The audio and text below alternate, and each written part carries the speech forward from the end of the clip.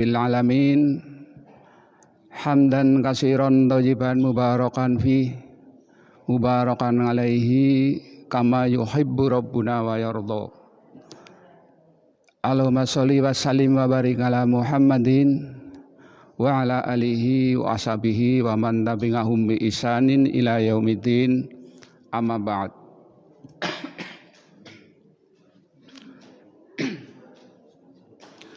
Puji syukur kita panjatkan kehadirat Allah Tabaraka wa Ta'ala.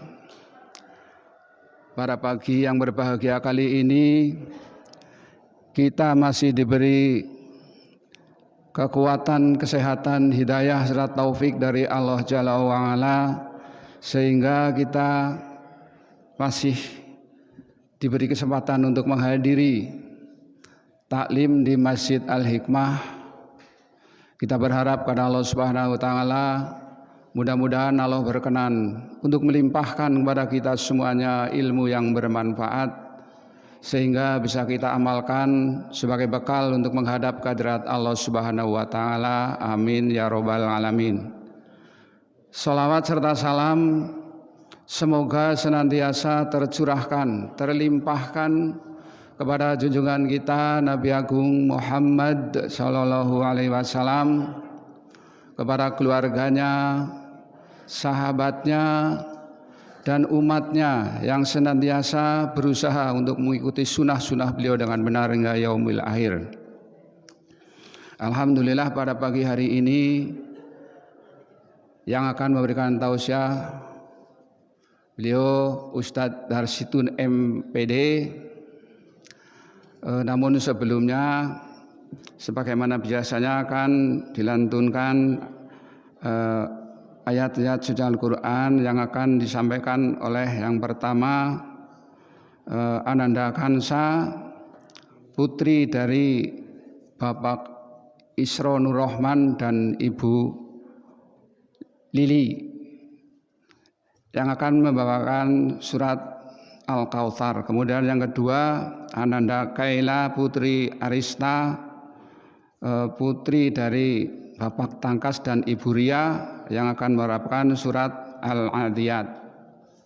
Kepada Ananda Kansa kami persilakan.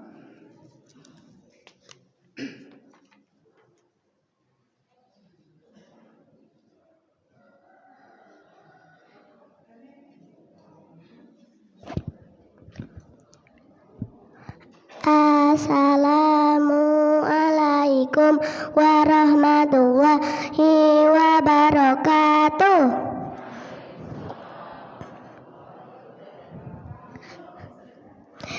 A'udzu billahi minasy syaithanir rajim. Bismillahirrahmanirrahim. Inna a'tainakal kautsar fasholli lirabbika wanhar inna sani'aka huwal abtar. Assalamualaikum warahmatullahi wabarakatuh.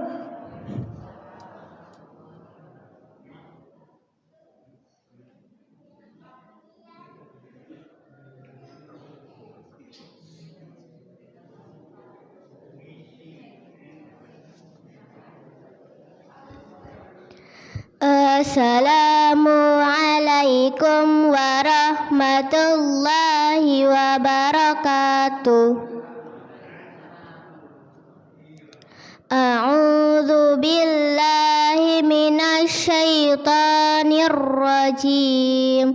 Bismillahirrahmanirrahim. Wal 'adiyati dabha fal muriyati qadha fal mughirati subha fa asarna bihi naq'a fa wasatna bihi jam'a innal insana li rabbihi lakanud wa innahu ala dzalika شهيد وإنه لحب الخير لشديد أفلا يعلم إذا بؤسر ما في القبور وحصل ما في الصدور إن ربهم بهم يومئذ لخبير صدق الله العظيم. Wassalamualaikum warahmatullahi wabarakatuh.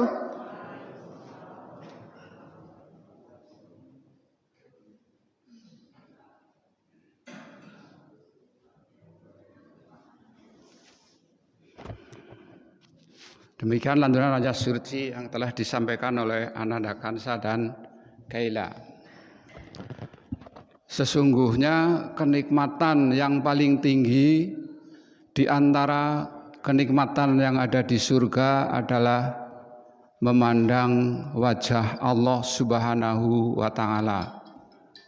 Dan amalan yang paling agung di antara amalan-amalan yang diperintahkan oleh Allah Subhanahu wa Ta'ala adalah sholat.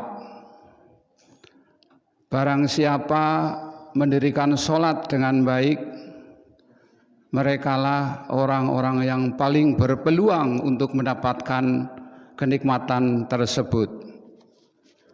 Bagaimana sikap kita seharusnya dengan sholat? Mari kita ikuti tausiah yang akan disampaikan oleh Ustadz Darsidun MPD dengan tema mengagungkan sholat. Namun sebelumnya mari kita buka bersama-sama dengan doa. A'udzu billahi minasy syaithanir rajim. Bismillahirrahmanirrahim. Asyhadu an la ilaha illallah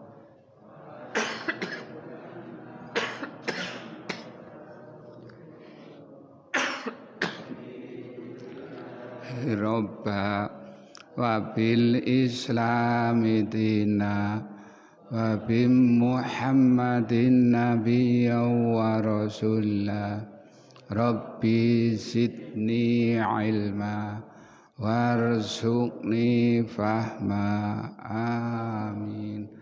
Pada Ustadz Darsidun MPD kami persilakan.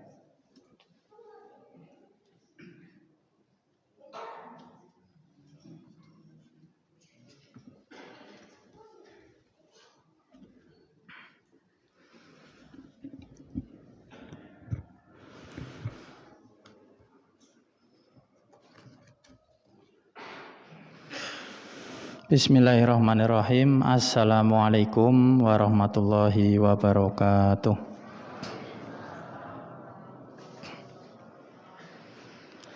Alhamdulillahirabbil alamin. Alhamdulillahilladzi ahyana ba'da ma amatana wa ilaihin nusyur. Allahumma bika asbahna wa bika amsayna wa bika nahya wa bika namutu wa ilaikan nusyur. Amma ba'du, Bapak Ibu jamaah sekalian rahimakumullah. Alhamdulillah pada subuh ini, pagi menjelang siang duha ya, kita bisa berkumpul di Masjid Baitul Hikmah Batik Raja. Bersyukur alhamdulillah kita bisa menghadiri majelis yang mulia ini, dan saya berterima kasih sekali bisa bersilaturahim dengan antum sekalian. Jamaah sekalian rahimakumullah. Tadi kita menyaksikan anak-anak kita tampil membacakan ayat Al-Quran. Tentunya ini sebuah kebahagiaan. Karena di dalam hadis Rasul SAW, beliau mengatakan khairukum man ta'allamal Qur'an wa 'allamahu. Sebaik-baik kalian adalah orang yang mau belajar Al-Quran dan mau mengajarkan Al-Quran. Jadi kalau Bapak Ibu disuruh membandingkan misalnya putrane jenengan umur-umur semanten wau niku pinter tiktokan karo pinter apalan niku milih sing pundi? Sing apalan. Kenapa bisa begitu? Karena anak-anak kita nanti ketika mereka itu bisa membaca Al-Qur'an dengan baik, dikatakan oleh Rasul sallallahu alaihi wasallam, al-mahiru bil Qur'an ma'as safaratil kiramil baroroh. Orang yang pandai membaca Al-Qur'an nanti mereka akan ya di akhirat bersama kelompok para malaikat yang baik lagi mulia. Yang baik lagi mulia. Bahkan di dalam hadis yang lain Rasul juga mengatakan Iqra'ul Qur'an fa innahu ya'ti yaumal qiyamah syafi'an li ashabi. Bacalah Al-Qur'an, nanti pada hari kiamat itu Al-Qur'an akan bisa menolong engkau. Orang-orang yang dulu di dunianya mereka suka membaca Al-Qur'an. Bahkan di dalam hadis yang lain juga Rasul sallallahu alaihi wasallam mengatakan anak-anak yang bisa menghafal Qur'an itu nanti mereka akan mengenakan mahkota kemuliaan kepada kedua orang tuanya. Rasul tidak mengatakan yang hafal lagu ini lagu itu ya dia akan mendapatkan kemuliaan di akhirat. Rasul tidak mengatakan begitu. Tapi Al-Qur'an itulah. Jadi jamaah sekalian rahimakumullah ya, hadirnya Masjid Baitul Hikmah ini hendaknya dimanfaatkan dengan sebaik mungkin oleh kaum muslimin di sekitarnya. Ya, mari kita ya wanti-wanti, mari kita nasihati, mari kita arahkan anak-anak kita untuk banyak-banyak mengikuti majelis Quran ya TPA di Masjid Baitul Hikmah ini. Sehingga nanti semakin bertambah generasi Islam.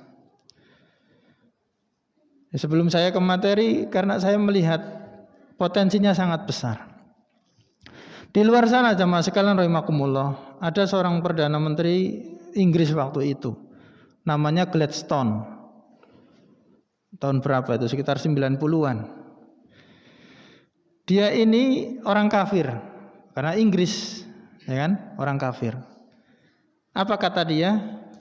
Percuma kalau kita mau mengalahkan orang Islam dengan perang. Mereka sendiri mengatakan begitu. Ya, orang kafir itu mengatakan kalau kita perang melawan orang Islam itu kalah, jelas kalah. Karena kalau orang Islam perang, harapan mereka ketika mati dalam perang adalah mati syahid. Tapi kalau orang kafir menang, kepenginnya ya hanya mendapatkan jajahannya. Tapi tidak, kalau mati mereka juga matinya tidak dapat apa-apa.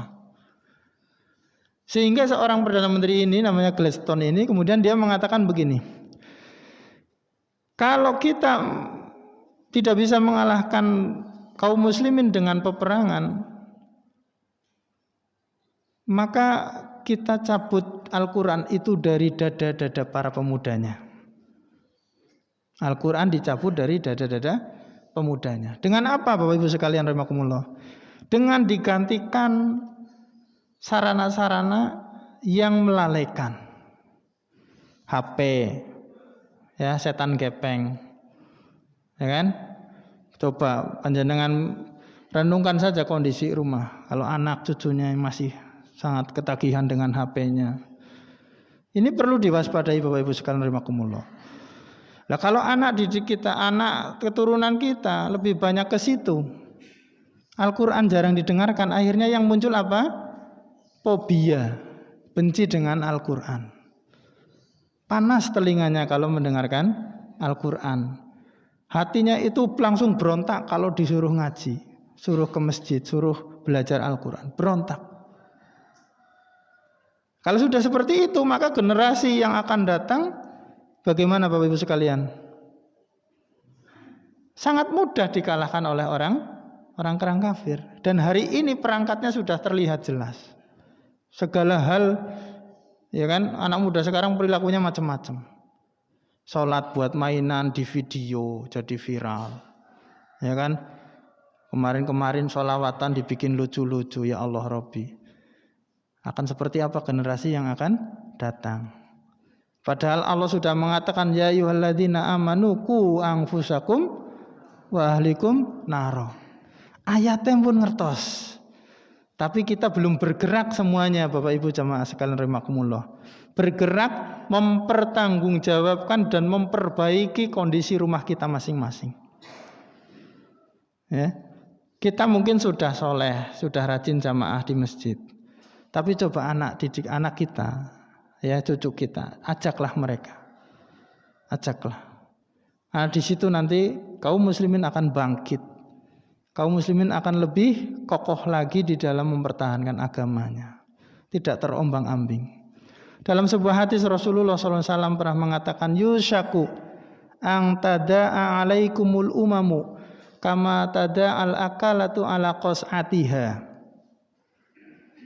Hampir-hampir kalian itu dikerubut oleh orang-orang, oleh bangsa-bangsa lain seperti orang-orang yang berebut makanan di satu tempayan, satu nampan. Makan berombongan itu, ya makan jamaah itu. Kemudian para sahabat pun bertanya, awamingkila idin nahnu yauma idin ya Rasulullah. Apakah pada hari itu kita jumlahnya sangat sedikit wahai Rasulullah? Tidak. Balhum katsir. Bahkan bal antum katsir. Bahkan kalian itu sangat banyak sekali. Walakinnakum husaun ka husaiz sail. Tetapi kalian itu seperti buih, seperti umpruk di lautan, tidak berbobot. Ketone ngundung-ngundung akeh, tapi tidak bisa apa-apa, terombang-ambing, tidak punya prinsip. Kenapa? Karena Al-Qur'annya rapuh. Itu. Bahkan di dalam hadis yang lain dikatakan nanti itu ya kalian akan mengikuti sampai fijuh ridobin, ya. Ke lubang semut sekalipun kalian akan ikuti. Gaya hidup siapa? Orang-orang barat. Hari ini Masya Allah, ya anak cucu kita rambutnya kayak gitu, pakaiannya begitu. Apa kita sudah puas begitu? Tidak. Ku anfusakumnya di mana? Nah, itu nanti kita akan dimintai pertanggungjawabannya. Ya, kullukum ra'in wa kullukum mas'ulun an ra'iyatihi. Maka ya jamaah sekalian rahimakumullah, ya di Batik Raja ini alhamdulillah. Ya, saya tidak promosi ya, tapi memang begitu adanya. Ya. Ada MI Muhammadiyah sedang mencoba menggerakkan Al-Qur'annya dengan metode uminya. Ya, silakan anak cucunya disekolahkan di situ. Ada MTS, ada kelas tahfidz, dimanfaatkan. Dan saya juga kebetulan alumni MTS Muhammadiyah. Jadi mari, kalau bukan kita yang meramaikan siapa lagi gitu. Jadi masing-masing punya peranan. Jamaah sekalian rahimakumullah, terkait dengan hal itu maka salah satu diantaranya adalah pintunya itu mengagungkan sholat. Jadi kalau kaum muslimin punya sikap mengagungkan sholat ini, ya mereka pun akan punya semangat untuk memperbaiki agama mereka. Jamaah sekalian rahimakumullah. Jadi kalau kita lihat di Al-Qur'anul Karim, sholat ini sebuah amalan yang sangat agung. Ya. Wajib dikerjakan oleh kaum muslimin. Wa aqimus sholah. Ya, inna sholata tanha 'anil fahsya'i wal munkar. Wa aqimus sholata wa atuz zakah warka'u ma'ar raki'in. Ya. Wa aqimus sholata wa atuz zakah wasta'inu bis sabri was shalah. Banyak sekali ayat-ayat yang mengatakan demikian. Maka kaum muslimin kalau disebutkan kata sholat, yang terngiang dalam mereka adalah bagaimana indahnya mereka bermunajat kepada Allah Subhanahu wa taala dengan lantunan bacaan-bacaan doa yang mereka panjatkan. Nah, yang menjadi masalah kaum muslimin umur manusia ya, yang sudah puluhan tahun mengerjakan sholat seringkali kurang menikmati sholat itu. Ya, ada yang sholat sudah takbir Allahu Akbar, ngerti-ngerti wis rampung. Ya, di tengah sholat itu kemana pikirannya? Kan gitu. Nah, ini karena akibat meremehkan sholat tadi. Kurang meresapi hakikat daripada keagungan sholat itu. Jamaah sekalian rahimakumullah, belum lagi kalau kita lihat ya di dalam hadis-hadis Rasul sallallahu alaihi wasallam. Ya, bagaimana Nabi kita Muhammad sallallahu alaihi wasallam mendapatkan perintah khusus sholat itu. Ya, ini bulan Rajab, bulannya Isra Mi'raj kan begitu. Ya kan? Di mana Rasulullah menerima kewajiban sholat 5 waktu. Ya. Terlepas dari khilafiyah apakah itu Isra Mi'raj di bulan Rajab ataupun di luar bulan Rajab. Tapi ala kulli hal ya, Rasulullah menerima perintah khusus sholat 5 waktu ini dari proses tahapan yang cukup panjang di malam Isra Mi'rajnya. Dari diwajibkan 500 kali, kemudian 50 kali, kemudian minta dispensasi keringanan menjadi 5 kali dalam sehari semalam. Ini tentunya sebuah keistimewaan. Ya, keistimewaan. Karena apa? Para nabi sebelum Nabi Muhammad SAW mereka tidak begitu. Mereka diperintahkan sholat ya sholat saja. Caranya seperti apa? Enggak seperti sholat kita, jamaah sekalian rahimakumullah. Ini. Demikian juga kalau orang itu masih mendirikan sholat, itu berarti batinnya masih terikat dengan Allah Subhanahu wa Ta'ala. Makanya sholat itu adalah silatul mukmin, ya, silatullah. Ya. Sholat itu adalah hubungannya seorang hamba dengan Allah Subhanahu wa Ta'ala. Orang yang suka memperhatikan sholat, maka dia itu memperhatikan agamanya. Dia mencoba menyuburkan agamanya. Ya. As-sholatu ya imaduddin. Sholat itu tiang agama. Dalam hadis yang sahih dikatakan Rasul amri al-Islam.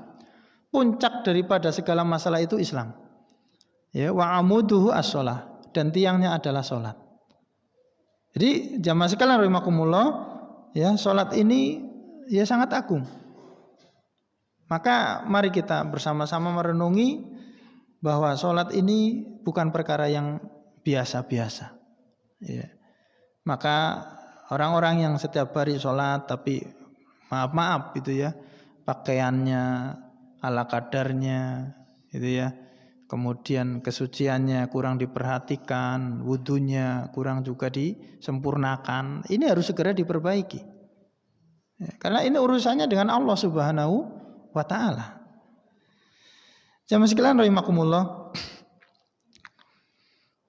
di dalam sebuah hadis dari Anas bin Malik radhiyallahu an, beliau mengatakan man shalla sholatana wastaqbala qiblatana wa akala dzabihatana fadzaka al-muslim lahu ma lana wa alaihi ma alaina. Kata Anas bin Malik, Rasulullah pernah bersabda, barang siapa yang sholat seperti sholat kami, sholatnya Rasulullah sallallahu alaihi wasallam, dia sholat menghadap kiblatnya kami, kiblatnya kaum muslimin, yakni Ka'bah al-Mukarramah. Dia makan sembelihan ya seperti yang kita sembelih kaum muslimin, maka itulah orang yang beriman, itulah orang Islam sesungguhnya. Dan orang ini kata Nabi sallallahu alaihi wasallam, lahu malana wa alaina wa alaihi ma alaina. Dia berhak mendapatkan apa yang kita pun berhak mendapatkannya. Dan dia pun berhak untuk disiksa seperti apa yang kita juga disiksa. Ini. Jadi jamaah sekalian rahimakumullah, ya salat itu jadi ukuran. Ukuran seseorang itu memiliki hak-hak yang berhak untuk didapatkan di dalam agama ini. Bahaya orang ketika enggak memperhatikan salat itu. Dalam hadis yang lain dikatakan bainar rajuli wa bainal kufri tarkus shalah. Perbedaan orang yang beriman dengan orang yang kafir itu meninggalkan sholat. Ya. Maka jamaah sekalian rahimakumullah, ya, sholat ini sangat agung. Jangan diremehkan. Ya. Karena hari ini banyak orang-orang yang enggak sholat, banyak sekali. Ya, kalau panjenengan nyoba sholat maghrib di Masjid Agung, ya, sengaja aja sholat di sana. Itu kalau cuaca cerah, itu sekeliling lapangan di masjid di alun-alun itu penuh sesak orang-orang. Ya jangankan di sana, di sini saya mulai itu di lapangan itu. Waya sholat, ya karaokean, itu kan, jenggrungan, dugeman kayak gitu. Ini sebuah kemirisan kita jamaah sekalian rahimakumullah. Maka mari kita mencoba memperbaiki masalah mengagungkan sholat ini. Bahkan di dalam hadis Rasulullah SAW itu juga pernah memberikan nasihat, ya ketika ya beliau mau meninggal dunia. Ya, dijelaskan di dalam kitab Sahih Bukhari, kana Nabi SAW fi sakaratil maut wa huwa yaqulu as-shalah as-shalah wa ma malakat aymanukum. Kata Nabi SAW, ya ketika beliau hendak meninggal dunia, sedang sakaratul maut, as-shalah as-shalah, salat, salat, salat, salat, salat, wa ma malakat aymanukum. Jadi Rasul mau meninggal dunia saja masih ngomong salat. Bagaimana dengan kita jamaah sekalian rahimakumullah? Ya, hari-hari kita, waktu-waktu kita.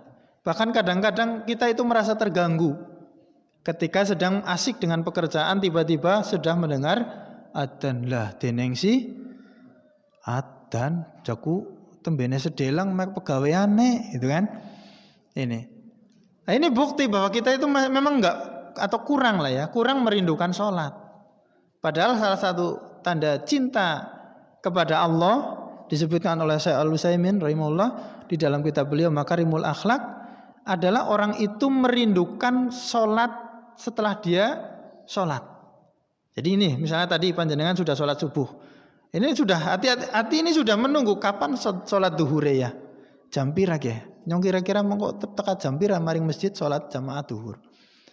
Itu tanda orang yang cinta kepada Allah itu begitu. Rindu ingin selalu bertemu dengan Allah Subhanahu wa taala di dalam sholat. Enggaknya kaum muslimin ora kepikiran tekan ngono. Bagaimana mereka mau mengagungkan sholat ini? Jamaah sekalian rahimakumullah. Nah, kemudian dijelaskan di dalam hadis yang lain juga Rasulullah SAW pernah bersabda, muttafaqun alaih juga, hubiba ilayya ya min dunyakum an-nisa watib wa ju'ilat qurratu aini fi shalah.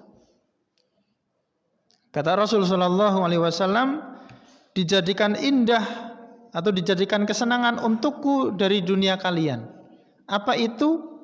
Wanita. Ya, wanita itu di mata Rasulullah itu disukai. Ya. Watib dan juga minyak wangi. Makanya Rasulullah suka parfum, tapi parfum yang ya tidak menyengat, tidak menimbulkan fitnah. Ya. Untuk laki-laki dianjurkan, untuk perempuan hanya di rumah saja buat suaminya.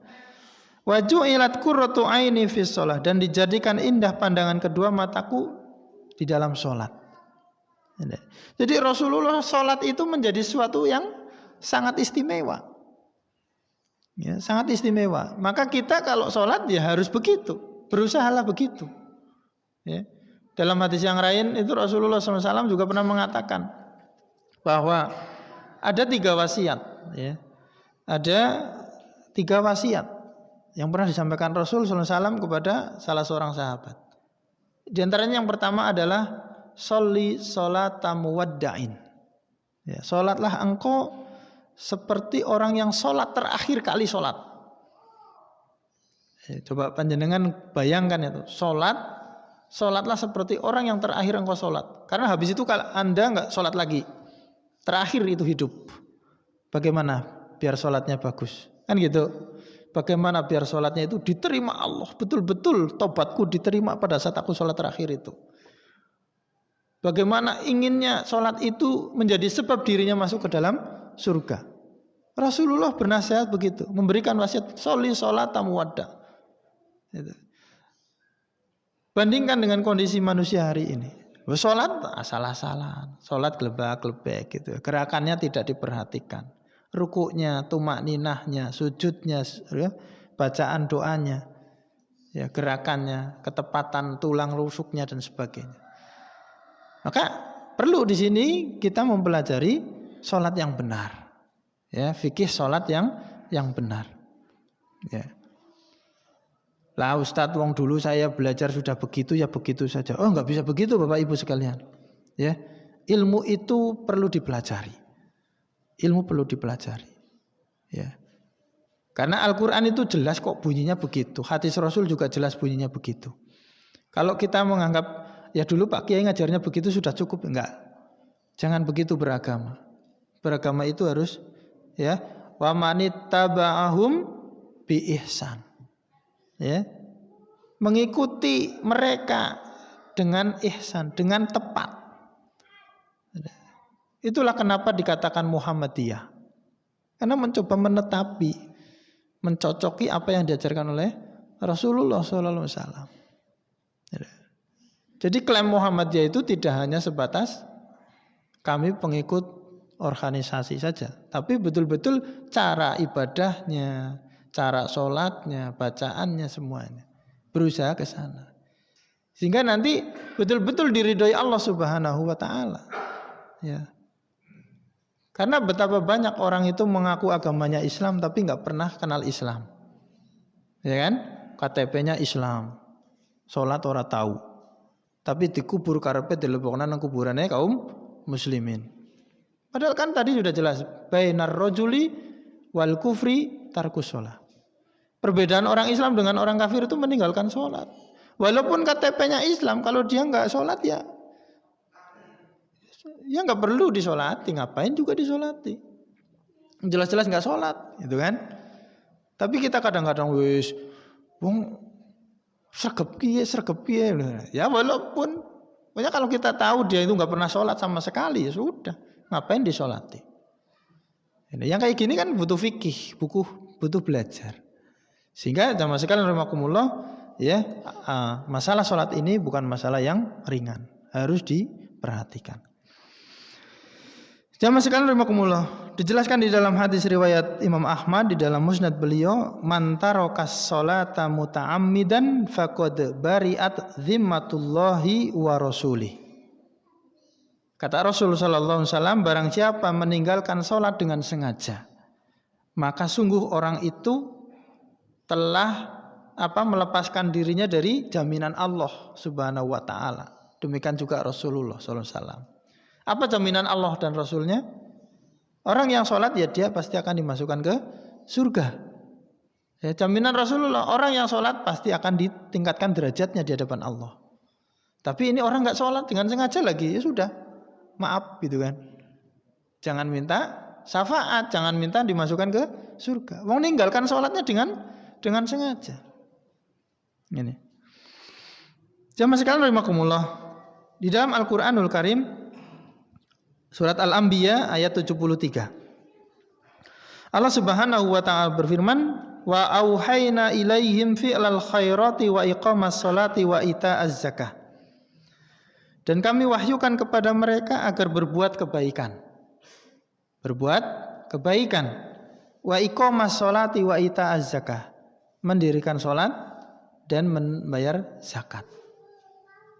Jadi ayat ini jamaah sekalian rahimakumullah, ini menjelaskan bahwa sholat ini syariat Nabi dari yang pertama sampai dengan Nabi kita Muhammad SAW. Bukan syariat di zamannya Rasul tok selesai sudah, enggak. Sekarang tidak berlaku, tidak. Tapi ini berlaku terus.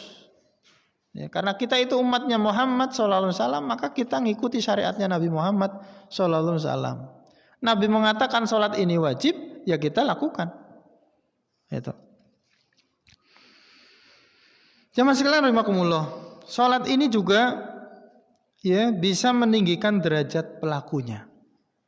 Ya, bisa meninggikan derajat pelakunya nanti di akhirat, bukan di dunia. Ya, di akhirat. Ya, kita beramal ini untuk menyiapkan bekal di akhirat, bukan di dunia. Ya. Amal-amal yang kita lakukan itu nanti panennya di akhirat, bukan di dunia. Bersedekah juga jangan berharap nanti di dunia. Tidak. Nanti di akhirat. Ya. Kata Rasul sallallahu alaihi wasallam, "Man tatahhara fi baitihi Summa masya ila baitin min buyutillah liyaqdiya faridatan min faraidillah kanat khutuwatuhu ihdahuma tahuttu khati'atan wal ukhra ya tarfa'u darajatan. Riwayat Muslim dari Abu Hurairah. Kata Nabi sallallahu alaihi wasallam, man tatahhara fi baitihi, siapa yang berwudu dengan baik di rumah. Ya. Thumma masya ila baitin min buyutillah, kemudian dia berjalan menuju masjid untuk sholat jamaah. Liyaqdiya faridatan min faraidillah, untuk melaksanakan satu kewajiban, yaitu sholat fardu di antara sholat-sholat fardu yang lain. Kanat khutuwatuhu ihdahuma tahuttu khati'atan, maka kata Rasulullah SAW, langkah-langkahnya yang satu itu menghapus kesalahannya, yang satunya lagi wal ukhra tarfa'u darajatan, mengangkat derajat. Jadi yang kanan, kaki kanan diangkat, ini ngangkat derajat di hadapan Allah, yang kiri diangkat, dihapus dosanya. Siapa yang gak kepengen begitu? Ya, panjenengan rajin jamaah naik umay 100 meter, ya, 1 meternya itu jenengan 3 langkah atau 2 langkah, berarti 200 kesalahan diampuni. 200 derajat antum ditinggikan di hadapan Allah Subhanahu wa taala. Diangkat derajatnya. Kenapa tidak mau sholat berjamaah? Gitu. Kenapa tidak mau sholat berjamaah? Ini. Jamaah sekalian rahimakumullah. Kemudian berikutnya, ya, perlu dipahami juga bahwasanya sholat ini kenapa harus diagungkan? Karena itu adalah doa daripada doanya Nabi Ibrahim alaihissalam. Ya, Nabi saja berdoa agar apa? Menjadi orang-orang yang mendirikan sholat. Rabbij'alni muqimas sholata wa min dzurriyyati. Nabi saja sekelas Nabi berdoa begitu, ya Allah jadikan aku ya sebagai orang yang mau mendirikan sholat. Masa kita enggak? Emang kita siapa? Kan itu. Nabi jelas jaminannya surga. Kita siapa? Kok tidak mau mengagungkan sholat? Tidak mau memperhatikan urusan sebesar ini. Jadi jamaah sekalian rahimakumullah, ya, kita harus punya perhatian dengan sholat ini. Nah, terus bagaimana ancamannya kalau kita masih belum bisa mengagungkan sholat? Ancamannya bahaya Bapak Ibu sekalian rahimakumullah. Ya. Yang pertama disebutkan di dalam surat Maryam. Ya, di dalam surat Maryam ayat 59. Ayat 59. Kata Allah Subhanahu wa taala, fa khalafa min ba'dihim khalfun adha'us shalah wattaba'us syahawat fasawfa yalqauna ghayya. Fa khalafa, maka akan datang di belakang mim ba'dihim, setelah mereka, satu generasi. Ya, khalfun, satu generasi, adha'us shalat, yang meremehkan salat. Ya, meremehkan salat. Meremehkan salat ini sangat banyak macamnya. Ya, salatnya asal-asalan, salatnya telat, tapi masih 5 waktu. Ana sing salatnya bolong-bolong, ana sing salatnya ora genep 5 waktu. Ya, ada lagi yang ya memang nggak pernah sholat, ada yang suka sholat main-main gitu kan. Atau usolah, wattaba'u syahwat, mengikuti syahwat, mengikuti hawa nafsu, ya, demi layeh-layeh tidak sholat jamaah, ya kan, demi ngisis benora sumuk, ya, ngantek kelalen tekan sore ora sholat duhur, ya. Bali ngode kesel jagongan nang ngarep omah karo ngrokok ngenteni peteng, akhirnya ora salat asar. Ini meremehkan. Ya, mengikuti hawa nafsu. Kalau sudah seperti ini jamaah sekalian rahimakumullah, fasaufa yalqauna ghayya. Mereka akan menemui kesesatan. Kesesatan apa? Yang menganggap ora salat ya masalah sepele. Ora salat ya ora apa-apa, sing penting nyong Islam. Akan begitu. Ada enggak generasi begitu hari ini jamaah sekalian rahimakumullah? Banyak, ya kan? Orang sholat orang apa-apa, sing penting nyong KTP-nya Islam. Banyak begitu. Maka ini bahaya jamaah sekalian rahimakumullah. Anak-anak kita punya keyakinan begitu. Dominasi remaja generasi muda hari ini begitu. Ya, orang sholat orang apa-apa. Gitu kan. Wis nang sekolahan pelajaran agamanya seminggu kur sepisan, gitu kan, yang sekolah negeri. Ya. Ora perintah sholat nang gurune, mung dadi pelajaran tok, nang omah ora diwarai, ora doprak-oprak. Lah kepriye mengko? Ku anfusakum wa ahlikum naronya bagaimana tanggung jawab kita? Ini. Jadi zaman sekarang rahimakumullah, ini perkara yang agung, jangan diremehkan, bahaya. Karena nanti bisa generasi berikutnya itu fasaufa yalqawna ghayya, akan menemukan kesesatan. Kesesatan di sini karena tertipu, rumangsane bener. Wong agamane Islam iki sing penting Islam ora salat ora apa-apa. Rumangsane gitu ya. Jadi tertipu di atas ya ilmu yang keliru. Itu ghayya. Ini yang pertama jamaah sekalian rahimakumullah. Yang kedua, ya, orang yang meremehkan sholat, orang yang tidak mengagungkan sholat, maka dia akan cenderung ya sholatnya itu lalai. Ya, fawailul lil musallin alladzina hum an sholatihim sahun. Ya, lalai dari sholatnya. Lalai ini tidak kelalaian untuk aduh nyong mau ora sholat asar, bukan begitu saja. Ya sholat Allahu Akbar, tapi karena tidak mengagungkan sholat ya sholatnya kayak mau kayak takbire kelingan arep sholat tapi ujug-ujug wis dene wis rampung imame gitu ya. Kosong melompong ya, rapuh. Sholat yang dikerjakan rapuh ya, tidak berkualitas. Boro-boro arep khusyuk tayang nangis. Ya. Gelem sholat bae alhamdulillah. Akhirnya kan begitu. Lah, apa begitu Rasulullah ngajari sholat? Kan tidak. Rasulullah ngajari sholat bagaimana? Ya, wudunya yang sempurna, pakai pakaian yang baik, ya kan? Memakai wangian, ya, sholatnya yang tertib, yang khusyuk, gitu ya, pakai pakaian yang bersih, gitu kan? Itu.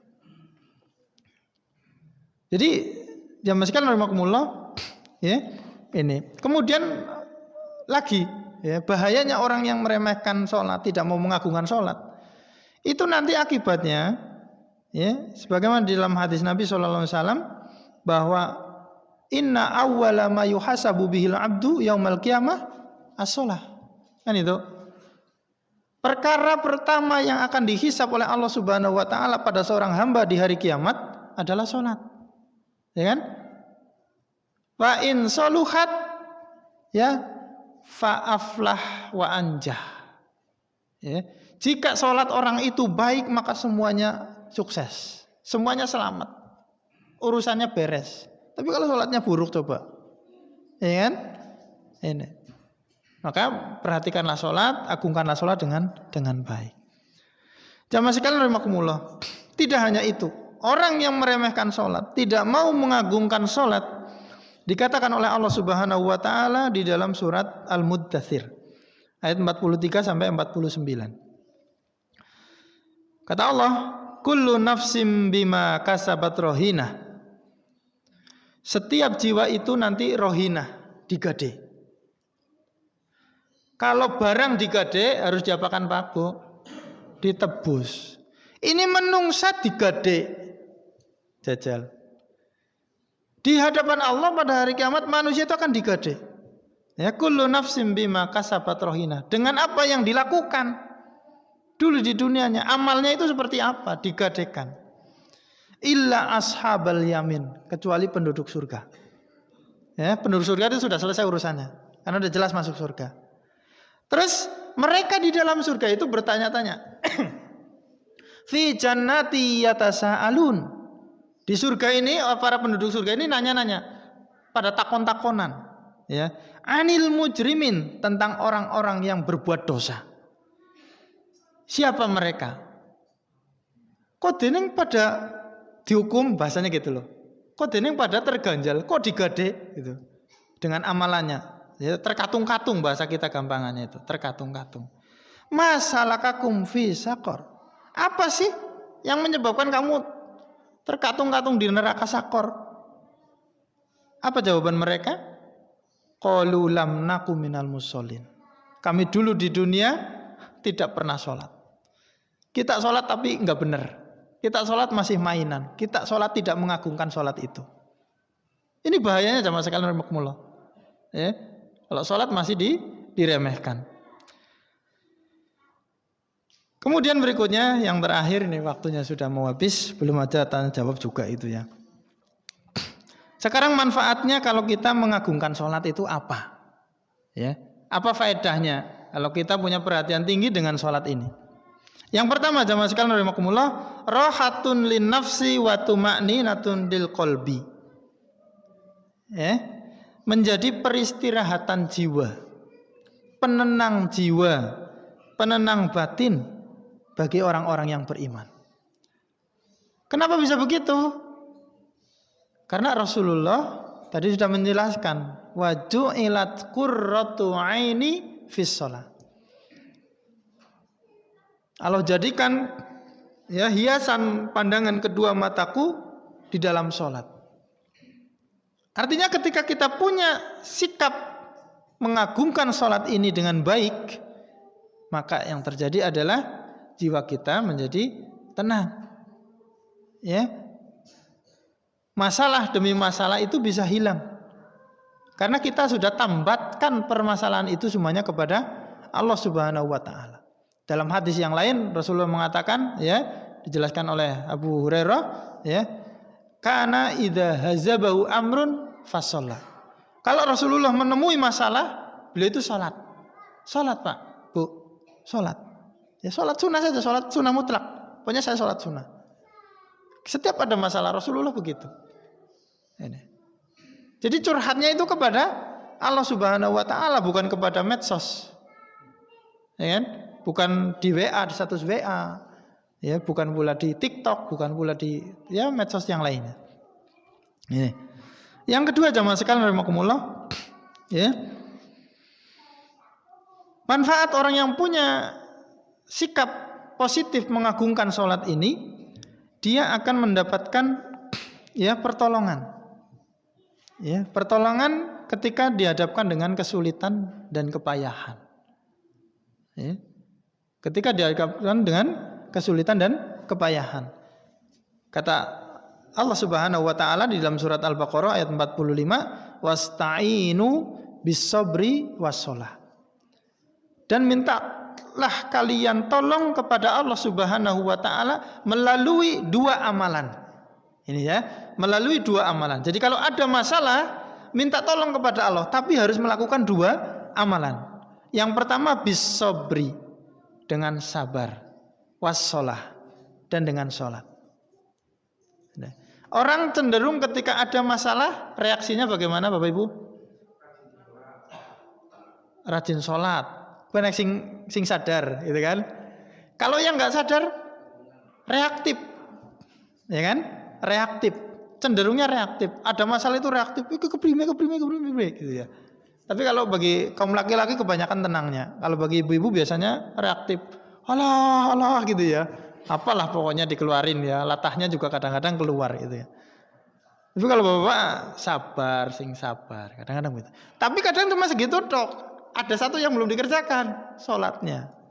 Sholat di sini bisa dimaknai berdoa, nyebut istighfar, singeling karo Gusti Allah, kan gitu. Nah, ini kadang orang ada masalah itu dua-duanya ini jarang dikerjakan. Ya, lebih banyak emosionalnya yang dikeluarkan. Nangis, ya, nelangsa. Ya sudah sebatas itu. Ya. Kesabarannya tidak dimunculkan. Sabar di sini adalah sabar dengan takdir Allah. Ya, sabar dengan takdir Allah. Kenapa? Karena pada saat musibah itu datang, berarti Allah sedang menegur kita. Ya, mungkin selama ini kita jarang menyebutnya, kita jarang berdoa kepadanya, kita jarang bertobat kepadanya. Ya, jangan seperti Fir'aun. Ya, Fir'aun itu kan kemelitak gitu kan bahasanya, gemagus, ya, sombongnya luar biasa. Giliran gari kemelemetok, ya Allah, aku beriman kepadamu, aku beriman kepada amantu bi Rabbi Musa, aku beriman kepada Tuhannya Nabi Musa. Tapi sorana gunane. Ya, soranana gunane. Jadi bersabar itu ketika ada musibah kita ingat sama Allah. Kemudian wassalah di sini berarti jenengan balik kepada Allah. Innalillahi wa inna ilaihi rajiun. Ya, bukan hanya sebatas itu saja, tapi dikembalikan hati ini fitrahnya untuk terus bermunajat kepada Allah Subhanahu wa taala. Nanti masalahnya itu akan selesai. Ini yang kedua jamaah sekalian rahimakumullah. Yang ketiga, orang yang punya perhatian terhadap sholat, dia mengagungkan sholat-sholat 5 waktu itu dan sholat-sholat yang lain, itu akan menjadi sebab orang itu diberi kelancaran rizkinya. Diberi kelancaran rizkinya. Orang kepengen rizkinya lancar, tapi dia tidak pernah minta kepada Allah. Dia lebih kepada pesugihan misalnya. Dia lebih kepada mengandalkan ilmu marketingnya misalnya, ilmu jualannya gitu ya. Ya nggak pas. Wong rizki itu milik Allah, mintanya ya harus kepada Allah. Lewat apa? Ini sholat. Allah yang ngomong Pak, Bu sekalian rahimakumullah. Dalam surat Toha ini, silakan ditulis surat Toha ayat 132. Kata Allah Subhanahu wa taala, wa'mur ahlaka bis-sholati wastabir 'alaiha. La nas'aluka rizqa, nahnu narzukuka. Dan perintahkan keluargamu untuk sholat, dan tetapilah kesabaran di dalam mengerjakan sholat itu. La nas'aluka rizqa, kami tidak minta rizki sama sekali dari kalian. Jadi orang yang diperintah Allah untuk sholat, keluarganya yang diperintah oleh Allah untuk sholat, itu semuanya Allah tidak minta balasan. Ya, innallaha huwar razzaqu dzul quwwatil matin. Allah itu maha pemberi rizki. Jenengan arep rajin sholat, orang rajin sholat, itu Allah nggak butuh. Itu loh, Allah nggak butuh. Ya, Allah nggak butuh. Tapi nahnu narzukuka, kami Allah Subhanahu wa taala yang akan memberikan rizki kepadamu. Ya, jadi kita sholat, anak kita sholat, suami kita sholat, istri kita sholat, keluarga kita semuanya sholat, punya perhatian dengan sholat ini, itu Allah berikan tambahan, yaitu rizki. Keluarganya bisa sakinah, mawaddah, warahmah. Ya, anaknya jadi soleha, istrinya menjadi soleha, suaminya jadi soleh, keluarganya jarang ribut. Itu juga rizki Bapak Ibu sekalian rahimakumullah. Di sisi yang lain mungkin kalau kita mengharapkan rizkinya lancar dalam artian harta, bisa saja Allah berikan kelancaran. Usahanya jadi lebih lancar lagi. Semuanya bisa buat Allah Subhanahu wa taala. Inna dzalika 'alallahi yasir. Innallaha 'ala kulli syai'in qadir. Ini saja jamaah sekalian rahimakumullah yang bisa disampaikan, mudah-mudahan bermanfaat. Sebetulnya sangat banyak sekali. Ini sebetulnya sudah saya susun ini ya. Di buku saya ini sebetulnya sudah saya coba suruh dipakai oleh majelis tabligh, tapi belum maksimal digunakan itu ya. Saya kira itu saja. Wallahu a'lam bishawab. Barangkali ada yang mau ditanyakan, monggo. Bonus lah, waktunya bonus. Silahkan. Yang mau ditanyakan, izin minum.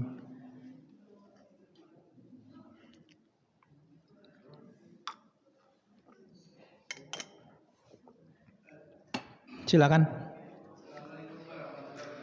Waalaikumsalam warahmatullahi wabarakatuh. Nggih. Ya, terima kasih jazakumullah khair atas pertanyaannya. Alhamdulillah wassalatu wassalamu ala Rasulillah la haula wala quwwata illa billah. Amma ba'd. Salat sunnah itu pada dasarnya adalah salat yang dikerjakan 2 rakaat selain salat fardu. Ya. Salat yang paling utama salat sunnah itu adalah salat ya rawatib. Salat rawatib itu salat sunnah yang mengiringi salat fardu. Sebelum subuh 2 rakaat, sebelum duhur 2 rakaat atau 4 rakaat, ya setelah duhur 2 rakaat, setelah maghrib 2 rakaat, setelah isya 2 rakaat. Jadi totalnya ada pinten Pak? 12 atau 10. Ya, karena yang sebelum duhur itu boleh 2 rakaat, boleh 4 rakaat. Ya. Nah, kalau ini panjenengan lazimi setiap mau sholat berjamaah, insya Allah itu sudah mencukupi. Ya, insya Allah sudah mencukupi. Karena ada di dalam hadis dikatakan bahwa siapa yang sholat 12 rakaat, sholat sunnah maksudnya di sini, itu bunyalahu baitan fil jannah, akan dibangunkan rumah di surga. Yang dimaksud itu adalah sholat sunnah rawatib. Ya. Kemudian ada juga sholat duha. Ya, sholat duha ini ya setelah ya matahari tinggi sepenggal seujung tombak, kurang lebih 2,5 meter. Kalau kita lihat kelihatan ada matahari ya kurang lebih sekitar itu. Dan sudah ada jam panduannya, itu bisa digunakan untuk acuan. Ya, sampai sebelum duhur. Itu boleh 2 rakaat, boleh juga sampai 12 rakaat, tergantung longgarnya waktu yang kita punya. Kalau emak-emak di rumah ini lebih banyak sebetulnya untuk menggunakan itu. Jangan digunakan untuk ngerumpi karo tanggane gitu ya. Itu bisa digunakan untuk sholat duha. Ya, kalau panjenengan di tempat kerja bisa nyempil ketika istirahat. Ya, ketika ada istirahat, tenggang waktu, jeda, gunakan untuk sholat duha. 2 rakaat saja itu sudah cukup. Kalau doanya tidak ada doa khusus, Allahumma inna du'a itu enggak ada doa khusus kayak gitu, enggak ada. Itu hadisnya ya tidak jelas itu ya. Ya, seperti itu. Kemudian boleh juga dengan sholat mutlak, sholat sunnah mutlak, seperti yang dilakukan Rasulullah SAW tadi. Itu ketika ada masalah sholat itu nggak ada masalah, ya. Artinya boleh dilakukan. Kemudian sholat tahajud, ya. Sholat tahajud, ya. Itu juga wa minal laili fatahajjad bihi nafilatan lak, ya. Dan diantara malam itu silakan bertahajud sebagai ibadah sunnah buatmu. Ini boleh, ya, hukumnya boleh. Ya. Jadi mau yang mana yang dikerjakan, yang jenengan sempat untuk mengerjakan, ya, yang jenengan sempat untuk mengerjakan dikerjakan. Ada. Misalnya ini panjenengan berangkat jamaah duhur misalnya, masih ada waktu, ya. Nunggu jamaah yang lain habis adzan, ya sholat sunnah dulu 2 rakaat. Kok esi akeh urung teka, kok mate didelang waktune sih mandan suwe, sholat maning ora apa-apa. Ya boleh. Tapi jangan kebanyakan, karena Rasul mengajarkan hanya maksimal 4 sebelum duhur. Jangan lebih dari 4. Itu seperti itu. Nah, jadi yang paling afdol mana? Ya, yang paling afdol ya yang mudah dikerjakan oleh kita. Ya, paling tidak sholat sunnah rawatib. Gitu ya. Kalau bisa tahajud silakan tahajud. Ya. Karena ya fattaqullaha mastata'tum. Ya, jangan mengerjakan sesuatu yang la yukallifullahu nafsan illa wus'aha. Di luar kemampuan itu tidak boleh. Pokoknya yang bisa saja dikerjakan. Insyaallah, ya. Insyaallah itu sudah mencukupi. Kata sinten, Pak, jawabannya. Wallahu a'lam bishawab. Monggo yang lainnya. Silakan, Ustaz. Waalaikumsalam warahmatullahi wabarakatuh. Nggih.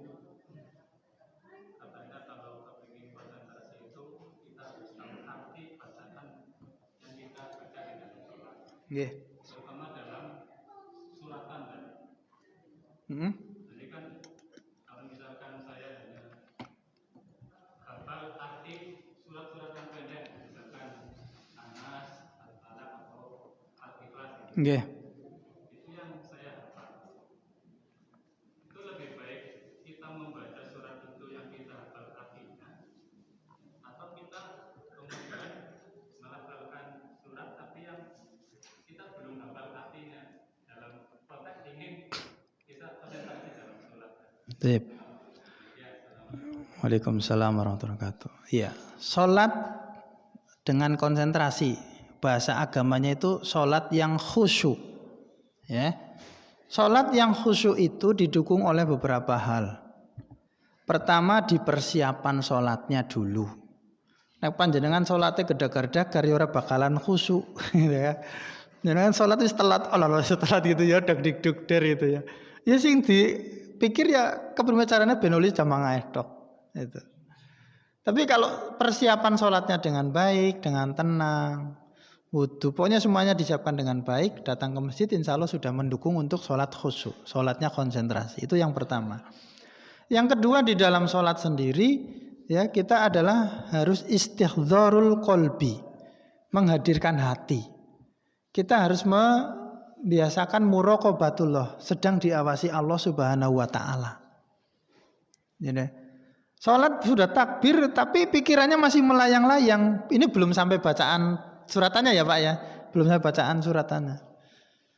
Ya, belum takbir itu pikirannya sudah melayang-layang. Hatinya enggak ada di situ, ya enggak bakal bisa khusyuk. Enggak bakal bisa konsentrasi. Itu satu tadi persiapan, yang kedua hadirkan hatinya. Ya. Kemudian yang ketiga, barulah kemudian meresapi makna-makna bacaan sholat. Utamanya adalah bacaan yang wajib dibaca oleh sendiri. Jadi dalam sholat itu ada bacaan yang wajib dibaca oleh sendiri, ada bacaan yang tidak wajib dibaca oleh sendiri. Bacaan yang tidak wajib dibaca oleh sendiri itu ketika sholat jamaah, yaitu Al-Fatihahnya dan suratannya. Itu tidak wajib kita baca kalau kita sebagai makmum. Kalau sebagai imam ya semuanya wajib. Kalau sebagai makmum itu Al-Fatihah itu imam baca sudah cukup. Kita sudah dihitung membaca. Ya. Kemudian suratan juga sama. Maka yang dipahami maknanya itu ya misalnya doa Allahumma ba'idnya harus dipahami artinya. Ya. Minimal ya kata besarnya apalah, kata kuncinya itu apa. Kalau saya sedang baca Allahumma ba'id baini, berarti saya sedang berharap begini-begini. Paling tidak ada perasaan itu muncul. Ya, ketika ruku juga sama, subhana rabbiyal a'la wa bihamdi juga harus sama. Di situ Allah Maha tinggi, kita Maha rendah. Ya, kita itu sangat rendah gitu kan. Atau subhanakallahumma rabbana wa bihamdika allahumma ighfir. Kita itu saat itu mengakui banyak sekali dosanya, misalnya gitu. Minta ampun. Sujud juga sama, duduk di antara dua sujud juga sama, ketika tahiyat juga sama. Ya seperti itu, sampai selesai. Nah, itu bacaan-bacaan wajib yang harus ngerti maknanya, paling tidak paham. Ya, walaupun tidak ngerti detail, misalnya kalau kita baca Allahumma ya Allah, ighfirli, ampunilah aku. Nah, itu tidak harus kayak gitu. Ya. Kalau kayak gitu kelamaan juga dan kurang menikmati akhirnya. Karena sibuk dengan mencocokkan terjemahannya, gitu kan? Ini kan nggak bagus jadi. Jadi mending kata kunci dan makna besar, ya kandungan dari doa yang kita baca itu sebetulnya kita sedang minta apa, kayak gitu. Dihadirkan saja hatinya. Kemudian kalau suratan bagaimana? Kalau suratan ya yang kita baca ya yang kita hafalan saja. Faqra'u ma tayassara minal Qur'an, kata Allah dalam surat Al-Muzammil. Bacalah dari Al-Quran itu apa yang mudah. Yang mudah apa yang dibaca. Jangan punya hafalan akhir surat Al-Baqarah itu dari lillahi ma fis sama, dibaca saja nggak apa-apa. Walaupun panjenengan nggak ngerti artinya. Tapi nanti lama-kelamaan jenengan akan merasakan nikmatnya sholat dengan bacaan yang berbeda-beda. Ya, kalau sholat dengan bacaan yang sama itu nanti jadi seperti ekspres, ya. Rutinitas belaka, kurang nikmat. Tapi kalau suratannya berbeda-beda, itu panjenengan rohaninya akan mengalami sendiri. Nilai spiritualnya itu akan lebih terasa sekali. Makanya simpelnya begini, panjenengan misalnya ya sholat di sini biasanya mungkin waduha, atakasur, alam taro, alam nasroh gitu ya, watin, al-aital. Terus tiba-tiba panjenengan nyoba sholat di masjid yang lain, misalnya di Masjid Agung atau di Masjid Jenderal Sudirman atau di Masjid 17. Yang imamnya bacanya beda. Suratnya panjang, orang ngerti, orang apal. Tapi rasanya nikmat sekali. Rasanya nikmat sekali. Bisa jadi begitu. Nah, itulah pengalaman ruhani dari manfaat surat yang berbeda-beda itu. Makanya, nun sewu nih, panjenengan yang pernah haji atau pernah umroh. Coba. Di sana ngerti nggak sama yang dibaca imam ketika Ramadan dulu itu? Surat apa? Doa temen, raramu rampung gitu kan? Apa mending kalau yang imamnya Syekh Abdurrahman Sudes, masya Allah gitu kan?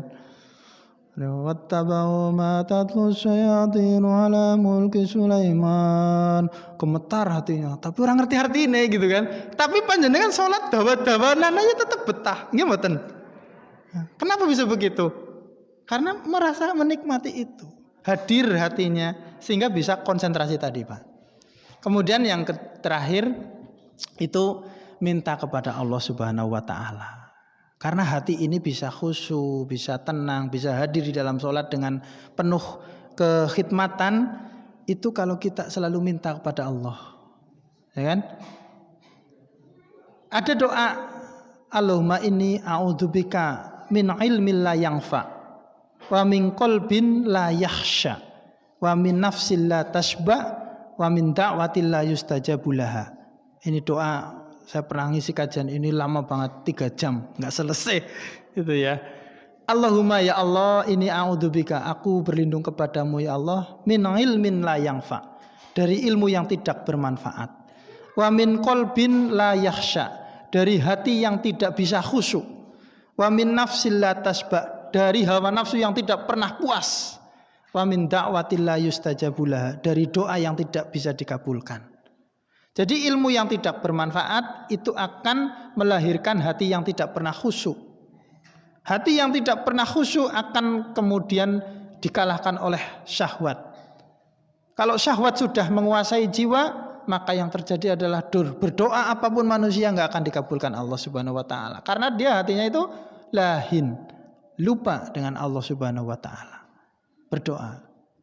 Ya, kita ingin sholat kita khusyuk, ingin konsentrasi, berdoalah kepada Allah, mintalah hati yang khusyuk. Ya muqallibal qulub, sabbit qalbi ala ta'atik. Ya kan? Minta sama Allah, karena hati ini dibolak-balik sama Allah. Wong niatnya sholat sudah khusyuk di awal, Allahu Akbar, nang tengah-tengah dalan kelingan ala kae mau godokannya hurung di. Itu bagaimana bisa fokus kan gitu. Maka berdoalah sama Allah. Ya, kalau orang sudah sholat, lupakan dunia, semuanya lupakan, pastikan semuanya udah beres, sehingga bisa menambah kekhusyukan. Makanya tadi persiapan sholat itu ya diantaranya itu, ya, tidak hanya fisik kita, tidak hanya pakaian kita, wudhu kita, tapi termasuk juga yang di rumah. Jangan sampai ya kelingan hal-hal yang seperti itu, karena setan itu bisa masuk lewat celah yang mana saja. Dan ingat, Nabi saja sudah pernah mengatakan bahwa seseorang itu dia akan sholat, tapi dia tidak mendapatkan sholatnya kecuali nisfuha, setengahnya, sulusuha, sepertelone, rubu'ha, seperapatnya, usyuruha, bahkan sampai 1/10 dari sholat dia. Rasul ngomong begitu. Ini artinya orang sholat bisa khusyuk itu alhamdulillah. Tapi sekhusyuk-khusyuknya orang, dia tidak bisa mendapatkan keseluruhan. 100% khusyuk itu tidak bisa. Makanya dulu sempat viral itu ada apa? Latihan sholat khusyuk. Tapi padahal ya orang khusyuk-khusyuk juga gitu ya. Itu. Jadi demikian Bapak jamaah rahimakumullah, mudah-mudahan bermanfaat ya. Silakan Ibu. Enggak apa-apa ya, bonus pokoknya mumpung ketemu ya. Monggo Bu. Waalaikumsalam warahmatullahi wabarakatuh.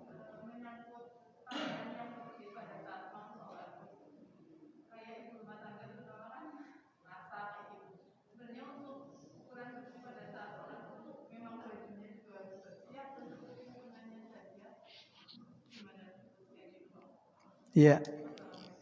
Waalaikumsalam warahmatullahi wabarakatuh. Salat yang menggunakan pakaian bersih maksudnya bersih, tidak ada suci, tidak ada najisnya. Suci dari najis, suci dari kotoran. Ya. Jadi misalnya panjenengan emak-emak ya habis masak gitu ya, mambu bawang ya dikumbah disit tangane. Ya, kira-kira nek lagi sholat orang si mambu, ya sholatnya orang khusyuk tadi ya. Ya, sebisa mungkin dihilangkan kayak gitu. Ya, sebisa mungkin dihilangkan. Makanya boleh saja ya seorang ibu itu sholat di rumah habis masak bau bawang ya dicuci sudah ternyata masih bau, ya pakai parfum boleh. Ya disemprot tangannya biar wangi gitu ya, mukenanya disemprot biar wangi, sholat di rumah. Biar lebih khusyuk. Ini sholat membune wangi kan enak gitu ya. Apalagi senangnya Internity misalnya gitu ya, parfum Korea misalnya gitu ya. Ya disemprotkan nggak apa-apa, biar wangi, biar bisa lebih khusyuk. Itu. Ya. Jadi pakaiannya yang bersih, suci dari kotoran, ya suci dari najis. Itu sudah mencukupi. Walaupun mungkin mukenane seminggu durung dikumbah itu. Ya kan ada juga kadang begitu ya. Seperti itu. Walau alam bisawab. Monggo yang lain Mas ada? Cukup nggih?